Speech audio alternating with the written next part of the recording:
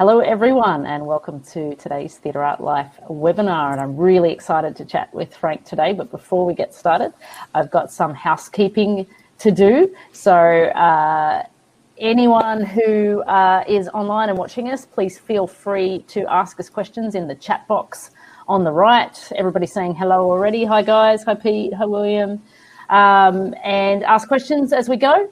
If for any reason you drop out, you can log back in anytime via the email link. And if you can't hear us, try and log out and log back in again. We generally have a good streaming service here with Webinar Jam, but sometimes if your internet connection is not so good, then you might have to come back out and come back in again.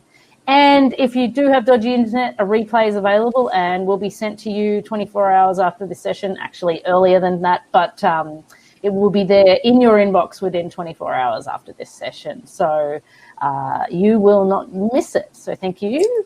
All right. And without further ado, I am introducing you to Frank, who is the production manager for Hamilton. So hi, Frank, and thank you for joining us today. Hey, thanks for having me.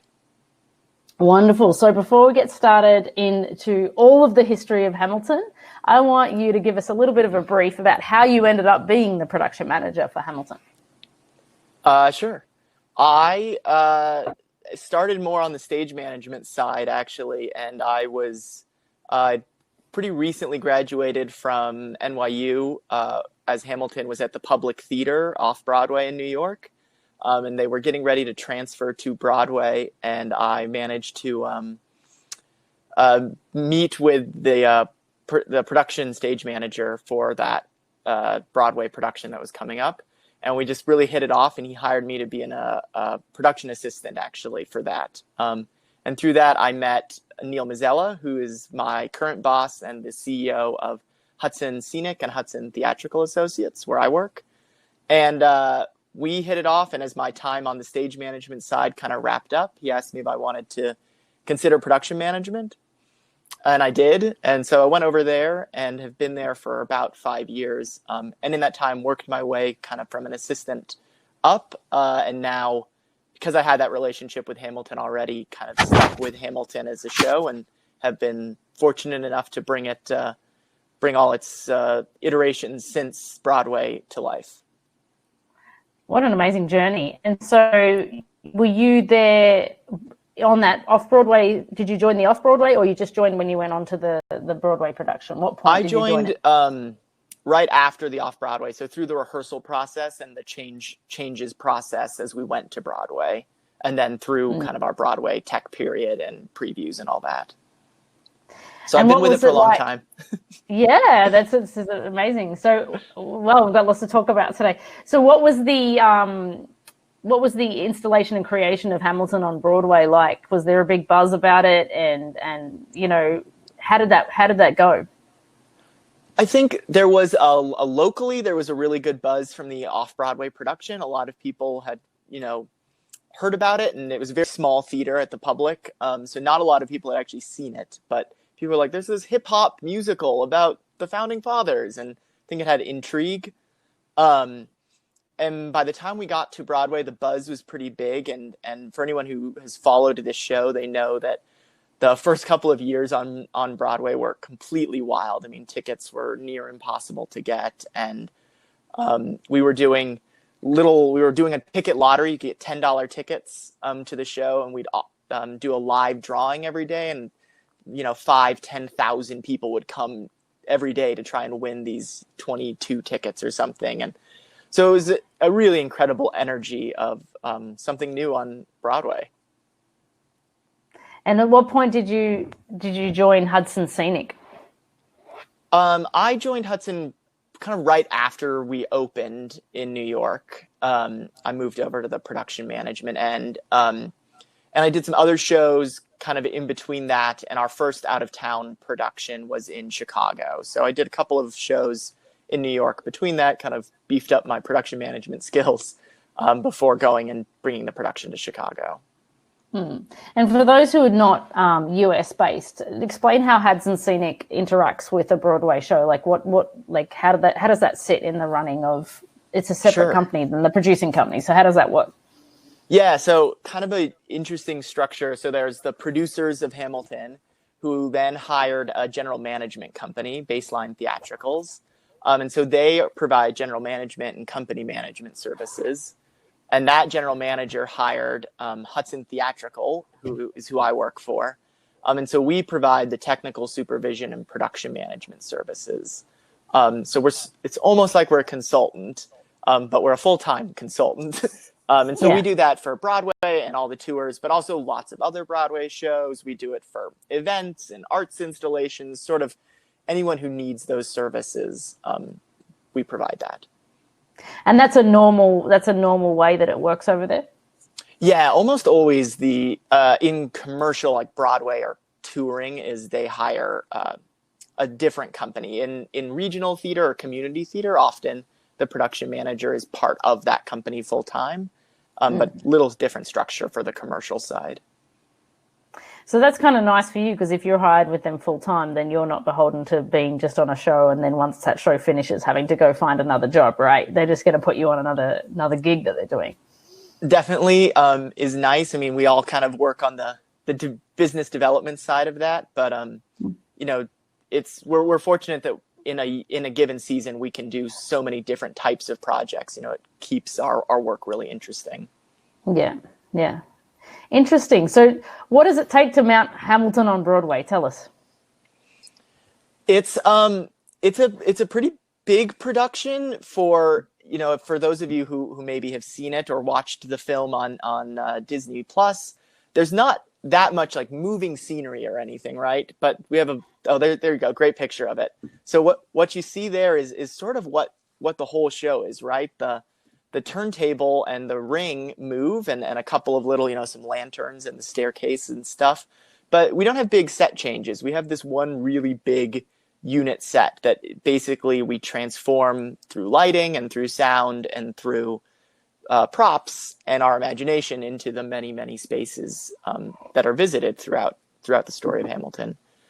So it's Broadway's a little different because we were still kind of in the creative process, right? We were working with the creative team and bringing all the different elements together. And so we were in the theater for about 2 months with that load in, kind of, it's a permanent installation, and we were figuring out all the technical parts of it. And then we did about a month of tech rehearsals and previews before we opened. Now, when we go to other cities or we mount new productions of Hamilton, we can do the whole thing, launch a new production in about a month's time. And when we move between cities, on one of our national tours, we load the show out on a Sunday and we open on a Tuesday in a new city. So we move the 14 trucks of Hamilton quite quickly. Wow. And so you're doing all the coordination of that moving from one location to one location, and then working with the venues in terms of how long it's going to take to get installed, etc. Yeah, so we often years in advance we have the route booked, and there's a whole separate team of people that just work on booking our route and figuring that out. And what I do, and I'm really lucky to work with a lot of really, really good crew on our teams here who bear kind of a brunt of a lot of the day-to-day logistics, because we have these 5 companies of Hamilton happening at the same time. But yeah, so we as a team, my head carpenters, our production staff, and myself kind of figure out how many people are we going to need to get into each city? How long is that drive going to be? What time are we going to start? One of the things that we do on Hamilton that we're fortunate to be able to do is we have our show team, and then we have a separate advance crew. So while the show is happening in one city on Sunday night, we have a whole separate team of people that's already in the next city, and they're doing all the rigging in advance for us. They put down the show deck, the turntable, they put in the automation, they put in a lot of our electrics cable and the surround speakers in advance. Sort of all these things that are time consuming and we wouldn't be able to do basically from Monday afternoon to Tuesday night.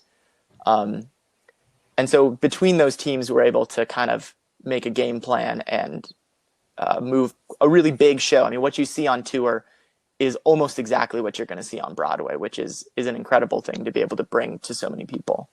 John asks, you also bring in double turntables during the tours, or do you look for theatres that already have those? We do. We bring.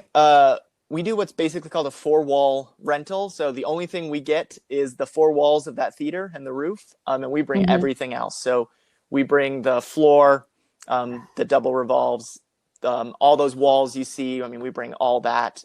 The rigging package. We bring all our own dimmers, all our own amplifiers, speakers. I mean, the whole kit and caboodle. But that allows us to have a really consistent package no matter where we go. Yeah, I think you've got some pictures, here we go, of the build here, which is quite interesting to see. So you built 5 sets basically, right? Right. So we built 5 sets, and we built even more of the turntable and ring and decks, because that's what goes in advance to each city, but 5 full sets. And where are these warehouses based, where they were getting built? So they're built, Hudson Theatrical, who I work, our sister company is Hudson Scenic Studio. So they're a scene shop and automation and scenic arts studio. So the sets are built up there, which is just outside of New York City in Yonkers. And then we work with Production Resource Group is our lighting and sound vendor for all this. So eventually you'll see some shots of the shop build, and that is out in Secaucus, New Jersey. We prep all that. Right. But you can see, so on tour, that is a soft brick wall, which is one of our big tricks, is we have a mix of hard walls and soft walls, which still have a lot of texture because it's all about the lighting. This show, so much of the storytelling is done through the lighting. And so being able to catch the texture is really important. And we did a lot of R&D with our scenic designer, David Corrins, and his team to be able to find that mix of like, what's going to look really good, but also what can we do to save a truck space and installation time, which is that balance of the big hard walls and the soft kind of drops. Right. And how much scaling up or scaling down are you doing from venue to venue? Is it minimal, or is there a lot of adaptations? Pretty minimal. A big part of booking it is finding spaces that we can fit our kind of main footprint. We have some adaptability on how wide our show portal is and how tall our show portal is, so we can kind of help frame that picture the best way. But mostly we were able to have like a very consistent size. And so this is from the sound team. They were nice enough to send me some photos of all the work they captured while in their shop prep too. And so basically they will build out in advance because it's much more efficient at the shop. They'll prep all the racks for the lighting, for the sound, test all the equipment. We pre-rig a lot of the truss for all the lighting instruments, and we'll go ahead and kind of test everything there before it rolls out. So we know that when we get into the theater, we can be as efficient as possible. That's a lot of gear. It's a lot of gear. We have, I think 4 trucks, including the advance of, 53-foot semi trucks full of lighting and sound gear. Let's talk a little bit. You can show us a little bit about the load-in. Where is this load-in? This load-in looks like it is in San Francisco. Right. Which was one of and this shot is from Puerto Rico. So some different theaters that we've loaded into. But well, Puerto Rico is a very specific story, isn't it? Because I think there's quite a tale as to the reason. Would you like to go in with the audience about why you went to Puerto Rico, how that happened, and all of the trials and tribulations of that? Sure. So for those that might not know, a few years ago, Hurricane Maria hit the island of Puerto Rico, and it was really devastating to the island down there. And almost immediately after that happened, Lin-Manuel, who wrote Hamilton, and his father is from Puerto Rico, and they have obviously big ties to the island. And so almost, days after the hurricane had cleared, they called, kind of the management team of Hamilton and said, we want to figure out a way to bring Hamilton to the island. and do a big fundraiser and raise money and raise the spirits on the island. And so we endeavored on that, and we worked with a lot of amazing partners in Puerto Rico to do this. And we're able to, we renovated a theater at the University of Puerto Rico. We worked with them on their renovation to restore it, mostly just because it had so much damage from the hurricane. And we firmly believed that having an art space is important. And so we worked with them to renovate that with the plan of bringing the show to the University of Puerto Rico. It was going to be the first show that's gone there. Due to a lot of kind of complicated reasons, we ended up not using that space and went to a different theater, another theater on the island, Centro de Bellas Artes.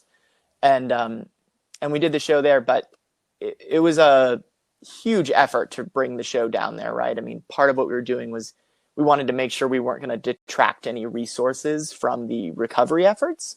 So we brought basically everything we needed down there. We on sea containers, we brought generators, we brought kind of everything we would need to support the production, and we were able to raise millions of dollars with our partners around the U.S. and around the world. But maybe equally importantly was 10 or 15,000 local Puerto Ricans saw the show for $10. And the energy that they brought was just incredible. I mean, it was so meaningful to people on the island, but to us also. That's amazing. And this am I right? This is your crew that went to Puerto Rico? Yes, this is the team from Puerto Rico, our team, as well as a lot of the local crew that had helped us throughout. And they all hold a pretty special place in my heart, and I think all of our hearts. John asked about, can you also discuss about that sudden change of venue if there's not some things that you're not allowed to discuss, and how it affected the tour and how it affected your planning? Yeah, I mean, last-minute change. I think anyone who works in this industry knows that a lot of planning goes into all these things. And so for us, it'd been a year of planning to go into the University of Puerto Rico. And we had done we had done a lot of renovations. And by the time the decision was made, we'd actually loaded the whole show in. This is a picture from the University of Puerto Rico. So we were pretty much ready to go. And a lot of reasons that we ended up having to move the show. But that sort of presented a huge logistics challenge for us because it was going to be over the holidays. So everyone kind of went home for Christmas. And a group of us pretty much worked through the entire Christmas season for about 4 or 5 days, along with a lot of people in Puerto Rico to figure out how we were going to do it. So initially it affected us. We obviously were not going to be able to open on the same day that we thought we would be able to. But we had a pretty hard out on the other side of Puerto Rico. This production was going to San Francisco to sit down in San Francisco for a long run.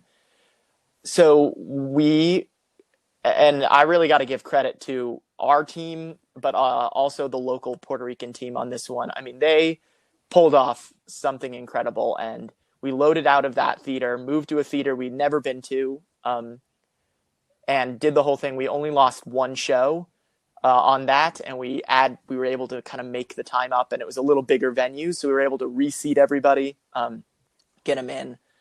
And we were fortunate, to have the team and the resources to kind of throw a lot at it to make that happen. But definitely was one of the more stressful couple weeks of my life, and I think a lot of people would agree with that. Wow, that's amazing. And then because of that tight turnaround, you had to pretty much put it on an airplane, right, and send it back to San Francisco? Yeah, so we ended up doing, one of my favorite parts of the job is figuring out the logistics, and we'll use kind of any means necessary to balance the time constraints that we're facing along with our budgetary concerns. So around the country, we mostly truck the show around the country. When we go international, there's a production in London now, and there's an upcoming production coming to Australia. We'll use sea containers. But we were in a pretty big time crunch to get from Puerto Rico to San Francisco. And so we ended up packing a lot of the show up, not the whole show, but most of it got packed up and put on a freight plane, which was a cool adventure. I'm a little bit of an aviation geek, so I certainly enjoyed getting that opportunity. I love these photos, and I love that you were geeking out for getting to put your whole set on the UPS plane. This is my favorite picture.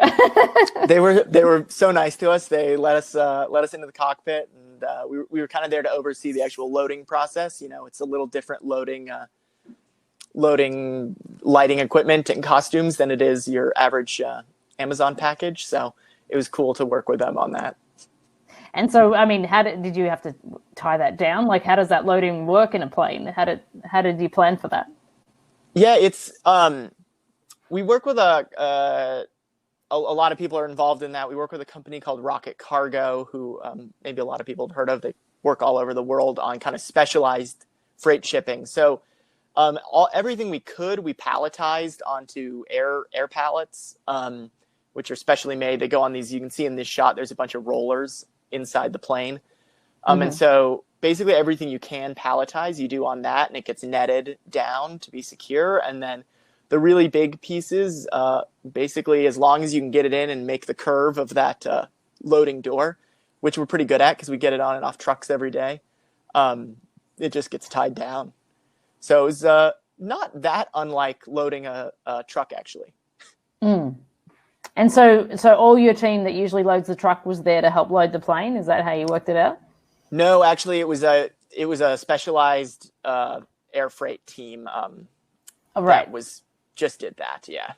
So they weren't going to let our team was on their way to San Francisco. They were on a plane. They were trying to meet it on the other side. I think that would have been fun if they'd let the crew load the plane. But yes, there's probably special ways to get that on those trucks, etc., etc. Yeah, weight and balance. Yeah.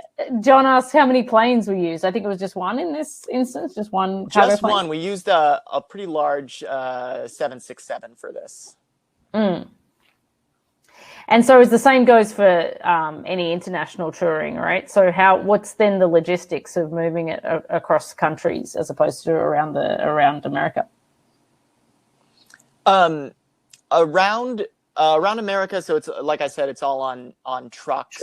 Yeah. When we go international, we can kind of back time how long it's going to take, and we use sea containers, just a little more cost efficient and environmentally friendly than chartering big planes to fly everything around the world. So we use sea containers, and we've gotten a pretty good equivalency for how many sea containers to how many trucks to how many planes we need to move the show. Yeah. Interesting. And so how much time did you save by using a freight plane? Kevin asks. A lot, like over a week, basically. Yeah. We were, between loading the sea containers, getting it either down through the Panama Canal and over, or to Florida, transferred to trucks and driven over, was going to be over a week. And this was overnight. So right. Much quicker. Fantastic. I want to go back to a question before, just for those who don't know. So Hamilton, Rahel says, how big is the cast and how big's the tech team on the show? Great question. The cast varies a little bit, whether it's a sit-down production or a touring production. But let's think. It's like around 30, 35 actors that are on tour. And then we have stage managers, 3 stage managers, 2 company managers out. And then our crew is 13. We call in the U.S. Pink Contracts is the crew that travels with these shows. We have 13 crew members that travel with and stay with the show. And then we bring on a local, in each city, local crew is also hired to help with the load-in as well as the run of show. And then we have an advanced team that I had mentioned earlier that helps to just move the show for all the different companies. And they're about 10 or 12 advanced team members. Wonderful. I'm going to ask you a question, Matthew, so I won't forget about that. I'll come back to that. But before we get to that, I wanted you to tell us a little bit, because I'm quite fascinated as to the process of the filming of Hamilton, which many people have only seen the show through Disney Plus, and it's wonderful filming there. And I think, what was that process how did that happen, and how did they capture such a wonderful representation of the show? Yeah, it's for those of you who haven't seen it, it is a really special take on this production. I think they captured the excitement about that show.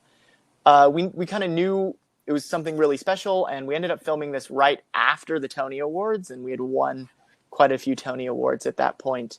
So the downside was it was super complicated to film right then, because so many people were trying to see the show. So credit goes to our company managers for the logistics on that. But we knew we wanted to capture it, and we knew we wanted to do it in a way that wasn't just a couple of still cameras at the back. So we worked with a company called Radical Media, who they've done a lot of filming for Broadway shows. And the process, we filmed a number of live shows with audience, and we very strategically put cameras in places that wouldn't hinder the audience. I mean, they are a paying audience. We want to make sure they got the full experience. And then we also shot a number of days, or one day where we didn't have an audience. We came in and did a special shoot where we could do kind of all the shots where we had, a steady camera on stage, or we had a big crane in the audience to get kind of some of those sweeping shots. And then we'd also actually film in the afternoons before the audience came in to get even more of those sort of shots. So it was all said and done. I mean, it was less than a week of our filming time that we did it, some very long days to do it. And then someone spent a lot of time editing it, and credit goes to them for getting a really beautiful final cut. But it's interesting. It's a very different, the first time I saw it, it's a different take in that you can really get close, right? You see the emotions on the actors' faces and sort of a lot of the intricacies of the dance. I mean, Andy Blankenbuehler, our choreographer, has done an amazing job with the choreography, and I've seen the show hundreds of times at this point, and I still catch new things that he's doing. I mean, the hand movements that people are doing in each song. I mean, there's always something new to see, and so a cool part of the filming is it just a new angle to see this production. Well, I think, given the fact that it was done so well, and then now it's available around the world for those who haven't had the opportunity to see it yet in their country, I think it's amazing. And I don't know if people always have the time and the budget and the resources to get a capture like that, but it certainly has raised the bar on capturing a Broadway show and bringing it into the home. So I think, it is a credit to Radical Media. Big shout out to them. I don't know them, but I think, big shout out for them. William asked a good, sorry, go ahead. Oh, I was going to say, I think the other thing that was important to our producers when they did this was, Hamilton was and still is, it's expensive, right? I mean, all Broadway shows, it's expensive to travel to New York, or to, even if it's on tour, to buy those tickets, right? And a big part of what our producers have done, and that we're really fortunate, is trying to democratize theater a little bit. And so in this is one way that, you have whatever it is, $7.99 or something, to have your Disney Plus subscription, and you can see the show that might cost thousands of dollars to go to in person, right? And so we believe that the story and the way the story is told is so important. And so it allows us to do that. And there's a lot of other initiatives that we are fortunate enough to do. We have a program all our productions participate in. It's called Edgeham, where we work with students in high school, and they get some curriculum from Hamilton, and they create their own pieces about American history or wherever country they are about history, and do it through poetry and music and song and dance. And then we actually invite them to come see the show at a greatly discounted rate, basically free, for students who might not be able to afford it. And they come, they perform, students perform their pieces on stage with members of Hamilton, and then see the show. And I think that doing things like that whether it's filming or whether it's those sort of programs. We're lucky to be able to do it at Hamilton, and it grows the audience base, and it like I said, I think it's democratizing theater in a way, and that's one of the best parts of what we do. Mm. William has a good question. He said, if you may or may not know the answer to that question, but how were cast and crew contracts and compensation handled with the filming and within and outside those performances? All special contracts were made for both the cast and the crew. That relates to compensation and rules. Everyone in the U.S. is represented by a union. And so those unions and our producers negotiated a special deal for those things. And probably something that more and more is going to come up as streaming services want to keep capturing Broadway. Yeah. No, it's great. There's a little bit of a thread conversation about how stage management hired for the show, and Emma has answered that it's hired by the general manager. Is that generally the process of Broadway shows, that stage management's hired through general management? So the actual official hiring is always through the general manager. Who might kind of bring a stage manager into that process can come from a lot of different angles, I think. Sometimes a director has a stage manager they really love working with. And they have a relationship and a working relationship, so they might bring them on. Sometimes a producer might. And so on this one, the stage management team had worked with this same creative team on In the Heights. So they had a working relationship. And then now, as Hamilton has really grown, it's a really collaborative process in all our hiring. A lot of people bring a lot of talented people to the fold. So Jason Bassett, is our production supervisor who oversees a lot of kind of the continuity on the creative side. And he was our production stage manager, and now he's in that role. And so he does a lot of the work on making sure we're bringing in stage managers who work with the larger team. Interesting. On that, I guess, in terms of hiring and stuff like that, we go back to Matthew's question with regards to, I haven't heard of that, We See You White American Theatre. I guess that's an initiative. Do you know about We See You White American Theatre? Can you tell us about that? And then also if there's a response on that? Yeah, there's I think in the last couple of months, there's been a huge focus and importance on social justice and racial equality, and particularly as it pertains in theater. There is certainly a divide or like a lack of representation, which is something that I think all of us agree needs to be fixed and worked on. And on Hamilton, on stage, we have one of the most diverse casts in any Broadway show, and we're really fortunate to have that. And I think we, like basically every Broadway show and tour, and is looking at how can we also increase representation off stage and backstage. And it's something that I can't speak to in completely right now, but that we are actively working on figuring out what ways we can increase our diversity and inclusion in all facets of the industry, right? And that partly is going to be about keeping these sort of initiatives that are training people and introducing people of different backgrounds to the theater.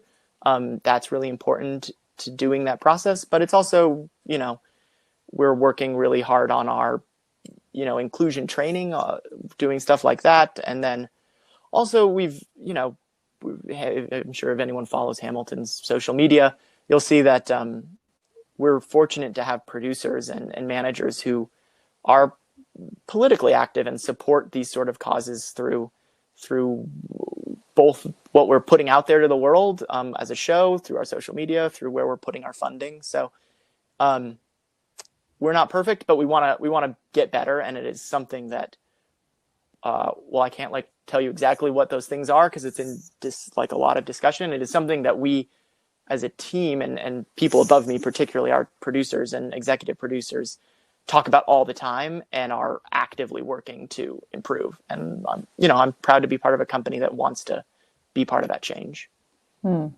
I think it's great too, because it's not only just working up that awareness in the States, but it's been a global awakening for some places as well. In Australia, and I was recently speaking to people in Spain, where it's really just started to highlight that let's look at more diversity and inclusion in our arts. And unfortunately, historically, that hasn't always been the case. So we have to really work hard to undo those biases that exist within our industry. Yeah. So it's a good thing. Oh my gosh, we've got lots of questions here, so I better. AJ, I think you did say it, but how many nights did you film the show to capture the televised version?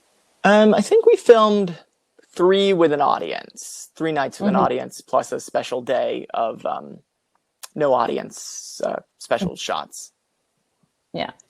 So, there's a lot of people on our call that are not necessarily in the States as well. So excuse us if we're asking questions that people in America might know. But no, all good.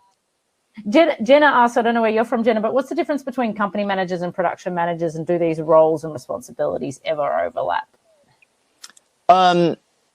The company managers are sort of, there's one assigned or multiple assigned to each tour or production of Hamilton, or of any Broadway show or tour.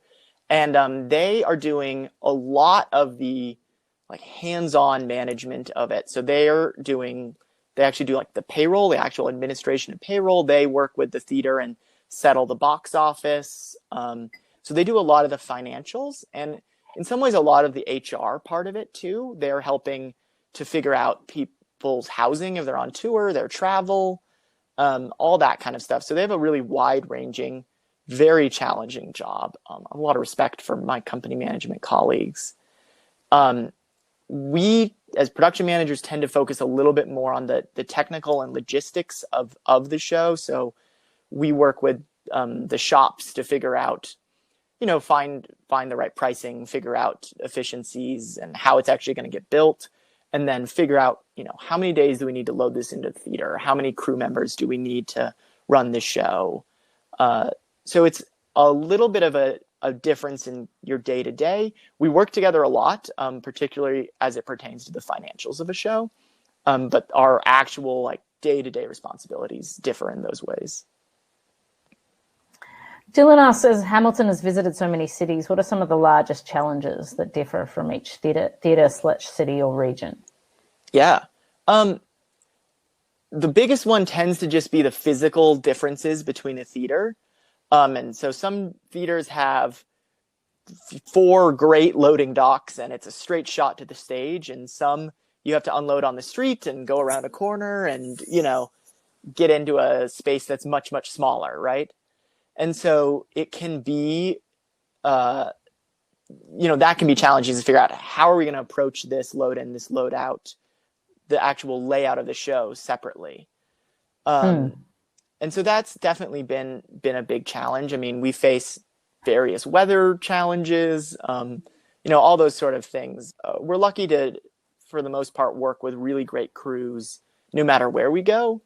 And so their local knowledge and understanding how they've approached whatever their challenges before is really important, and leaning on our local partners is important. So explain how, when you're going internationally, what is the team that's involved to moving it to that country, and what's sourced locally in terms of the show?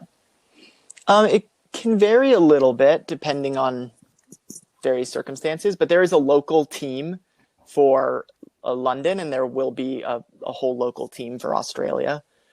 So actually not that many people will end up going. So the creative staff will go to those countries to help guide the creative process. From my end, I kind of work with our partner in London or in Sydney, who's going to be the local production manager and manage the day-to-day, particularly as Australia is going to tour to some other cities. Having someone there who knows that market. So we work with them and kind of do a handoff of knowledge. And they they've come and watched me load in a show and seen the process, and then we'll provide a lot of the, we kind of have a handbook at this point of this is how you make a Hamilton. So we'll hand off a lot of that data to them so that they can duplicate it and create a really consistent production. And then as needed, team members will go to those places to help. Again, it's kind of just like a handoff of knowledge, right? We've been fortunate. You got a lot of plans here that I can kind of show us what we see. Yeah, so there's a lot of detailed drawings about how this works, and so yeah, it's a partnership with those international productions in all fronts. But yeah, a lot of shop drawings, a lot of detail into how it's built. And what is the plan given the fact that so it's over in London? Obviously, we've got COVID. So what's the future of Hamilton in terms of where is it going? What are the plans moving forward? What are you doing right now? What's happening now? Yeah, we're still on track to open in Sydney this coming in 2021, and everything is, I think, like everyone in the world, we're watching the data, we're watching local regulations to see what it is. When it's safe to do so, we will be opening as expeditiously as we can. Hamilton intends to have our companies out on tour again as soon as it's safe to do so. Those in the States maybe have seen that Broadway is not planning to reopen until the end of May next year, which is certainly a hard pill to swallow, but we're, the demand for the show is there, and we think it's still an incredible product that people are hopefully going to want to see as soon as it's safe to do so. So we'll be back out there, and we'll be doing shows again soon, I hope. Yeah. Katie asked, now that there's so many productions out there at once, is there ever a collective production meeting, or how do you work collectively as teams, or are you sort of letting them go out there and do their own individual section, or are you ever meeting together? A little of both. We pretty rarely ever meet in the same physical space, but thanks to the magic of Zoom and conference calls, different teams do different levels of inter-company coordination. General managers, there's a certain number of us that work on all the productions, and we're kind of tasked with ensuring that consistency. So I'm lucky to work with a production carpenter, electrician, sound, props, wardrobe, and hair, who oversee their own teams on each of these productions. And they help to make sure that there is a consistent product amongst their teams. And that group of people, as we work together, are able to kind of coordinate all those activities across all the companies, or if we're going to implement a change, make sure it's implemented across the companies. I know company managers do pretty regular calls amongst themselves to make sure they're doing the same thing about implementing things the same. Like I said, in every aspect of Hamilton, it's about delivering a really incredible, consistent product no matter where you see it. And so there is some of that. On the flip side, I'm not a micromanager, just in my own style, and I'm fortunate that our teams on the ground in each of these productions are just so good at what they do.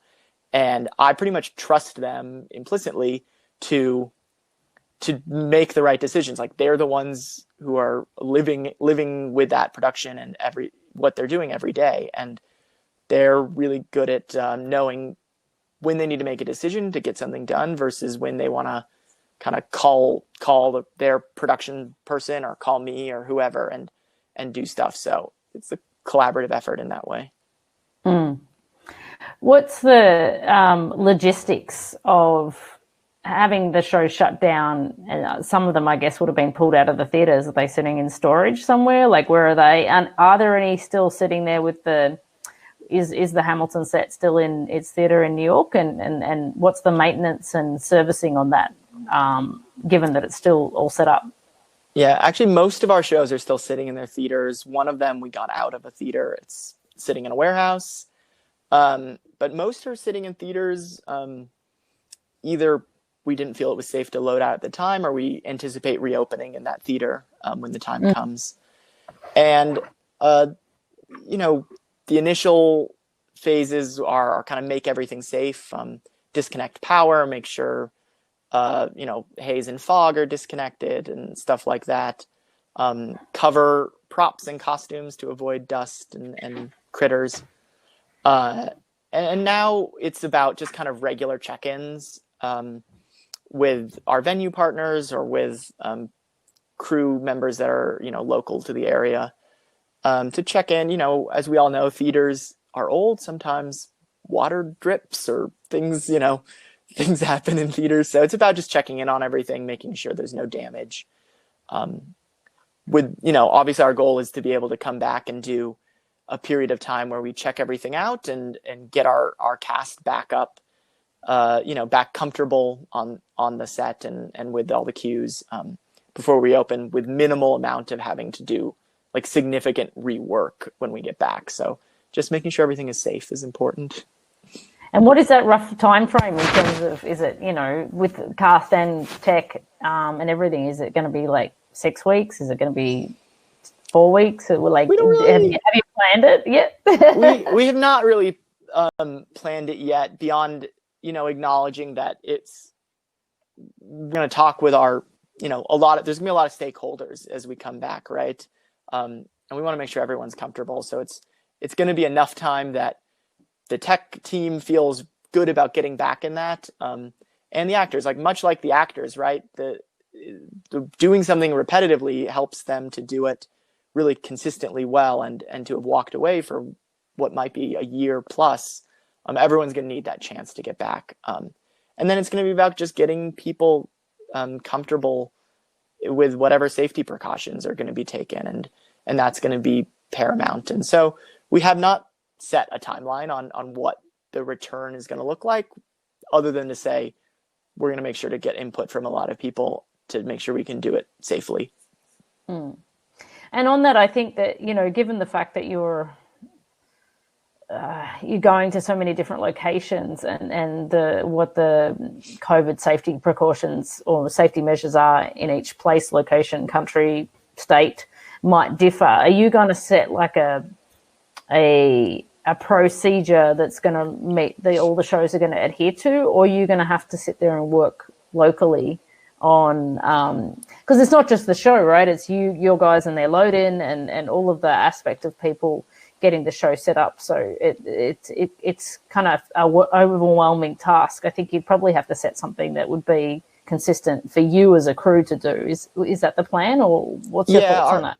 Our plan is to create a protocol that we can use kind of wherever we go. So probably adhering to sort of the most stringent regulations that we anticipate meeting and being able to implement that in any city that we go to. Yeah. John asked a question. He says he's heard of swings flying from one city to the other just for special cases. Are you responsible for coordinating those swings, or is that somebody else? Somebody else. And while it happens, it's pretty rare. We're fortunate to have swings and understudies that stay with each company full time. It does happen on rare occasion if something, weird scheduling blips.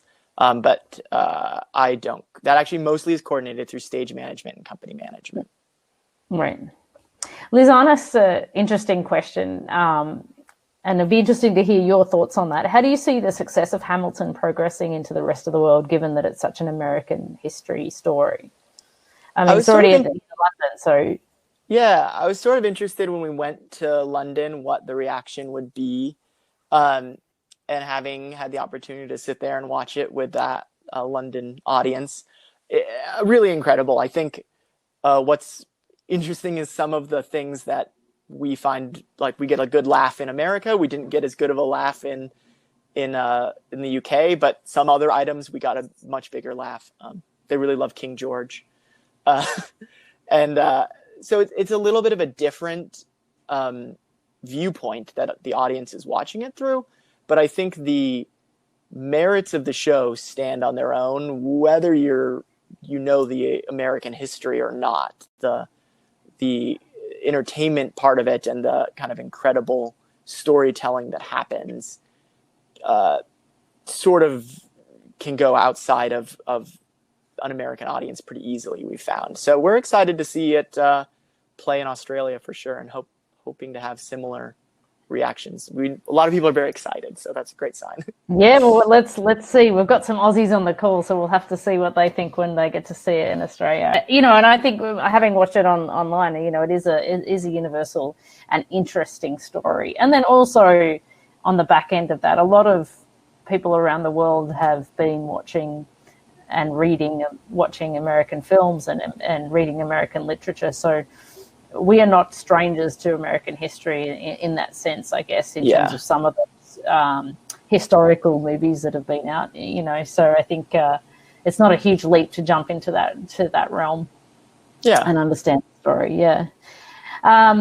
Jenna asks, sometimes things don't go as planned or as expected. So how do you respond to that? How do you remain calm and focused in times of? I'm sure you had a few in Puerto Rico. So how do you deal with stressful situations, Frank? Yeah, things don't go as planned a lot, unfortunately. But it's, I think part of what I am, like, I'm a planner, so I very much like to sit down and say, okay, these are the new, the new realities that we're facing, and what do we need to overcome these obstacles, A, B, and C. And then I really am fortunate to be able to lean on a team of people that just have a lot of experience in what they do. And I never claim to be like a subject area expert in almost anything that I'm doing. I'm not a world-class rigger, and I'm not a world-class sound mixer. I think I saw one of our sound mixers is on this call. Hi, Kevin. Kevin. And they just know a lot more than I do about their individual things. So when something goes awry, it's incredible to be able to turn to your people and say, what do you think about this? What do you think is the best way to overcome this? And what I am able to do, or what my job is to be able to synthesize all that information and help guide us to an outcome or a decision that will do it. So for me, I would say leaning on my team and big plan of making like step-by-step plans. I'm a planner too. I identify with that, Frank. All the contingencies. Yeah. Zoe asked a question. I think it's more personal, so it's a good one to slowly wrap up, because we've only got an hour with you today. With the extra time that we have right now, what are you particularly interested about, passionate about, and are you finding other ways to do things? Are you applying that to your work? What are you doing through this time? Yeah, I mean, I've enjoyed this silver lining of having some extra time to reconnect with family and spend extra time with them that I might not have normally got. I'm a runner, so I've enjoyed being able to run every day and do stuff like that. But I'm also taking this time to, I've also worked, outside of theater. I've worked on political campaigns before as like an actual production person. But I've taken this time to be able to volunteer and do some more political work, which I've enjoyed. I don't always have time when we're working crazy long hours to support causes that we're passionate about. So kind of doing all those things and enjoying a lot of the great outdoors. Yes, because you're in Colorado, right? I'm in Colorado, so I'm enjoying my hiking and all that stuff. Wonderful. And what do you think should we do better when we come back from this pause in the industry? Like, what is it that, we can, diversity is one of them, so that's 100%. We've got to tick that box. But is there other aspects of the industry you think should be improved and looked at while we've got the opportunity? I think this will be a chance for us to all remind ourselves of the importance of safety and ways that we can make the industry safer. And I think that'll be something that's exciting to come back and see how we do it. I also, hope, and I don't have a solution for it yet, but I hope that it gives us a chance to re-examine our work-life balance a little bit. And, I think one of the really hard things in doing commercial theater, but big events, any of this is we work really long hours, we work weird schedules, we travel a lot, and hopefully we can find some ways. We've all developed these ways of having meetings and doing work and stuff in new ways, and hopefully that means we can continue to allow people to figure out just the healthier work-life balance, and people can support their families still, but also spend more time with them. Grace says that, do you think there's a culture of overwork and burnout in the industry in the USA? And she's just done a dissertation about it in Irish theatre. How fascinating! Oh, all right. I want you to send that to me. I want to read it. Yeah, I'm interested to know what you think, but I think I don't know that it's so much. I guess I would say that there's certainly a culture in the theater world, the commercial theater world, of working really long hours, and who can get through the hardest week, and sort of wearing it as a badge of honor. And sometimes that's just what it takes to get the job done. But it can certainly just be stressful on a person to work the kind of hours that we work. Yes, Grace, please email it to us. I think it's an interesting thing. That's a kind of a global, the arts people who work in the arts are often overworked and underpaid as a general group. We don't necessarily go into it for the reasons of making big bucks, because that would be silly. And I think it tends sometimes with corporate, they take advantage of that passion, and you work really hard and long hours. So I think that is one of the biggest things that we should all be looking at as we go back into the world of work. And I agree with you that balance. Being able to have lunch with my kids has been a blessing for the last 6 months, mate. Okay, John had another question. Is there a dream this is a good one. Is there a dream production that you want to work for, like after Hamilton? Because Hamilton's kind of one of the biggest Broadway shows. Yeah. Is there something else you want to do? I love doing new shows. I love the challenge of new shows. So that's always good. I think maybe a little outside the theater world, I would love to do a big Olympic opening ceremony or something like that, which is just next level in terms of scale. So maybe someday. Yeah. You got to get to Japan first, get that one rolling, and then you can get on the team, right? So Deanna asks, and this is another good question, what advice would you give to somebody who's looking to get into the industry right now and is just coming out of college or is still in college? If you got any advice as what they should be doing?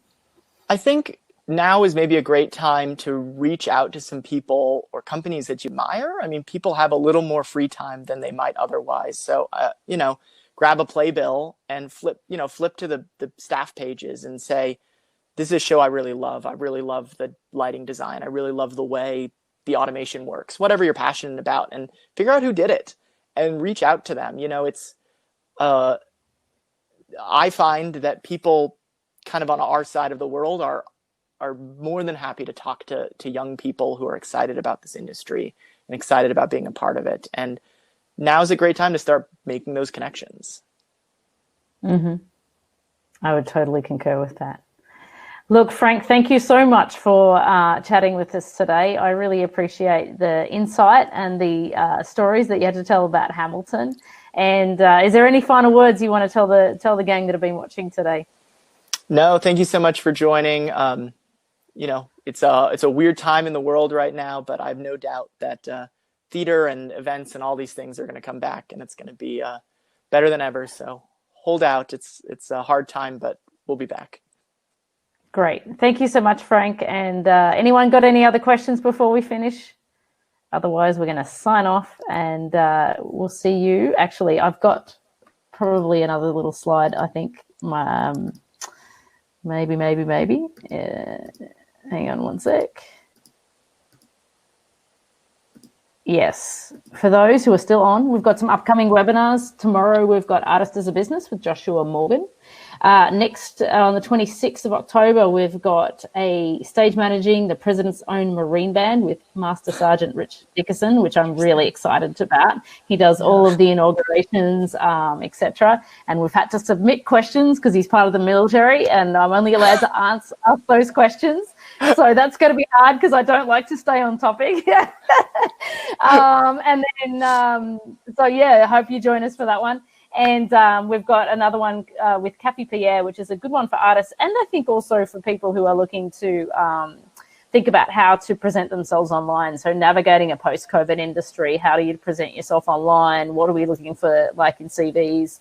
It's a little bit of a new world coming out of here. You may not get flown in for an interview or an audition anymore. So how are we going to go deal with that? And Cafe has some great ideas on that. So those two discussions on the 26th and the 27th are free, and you can just go to theatreartlife.com to on our homepage in the top left-hand corner is all of the registrations for the webinars. So please put your name down for those. We'll also hopefully send you out the links anyway after this webinar, and we're going to send you a replay.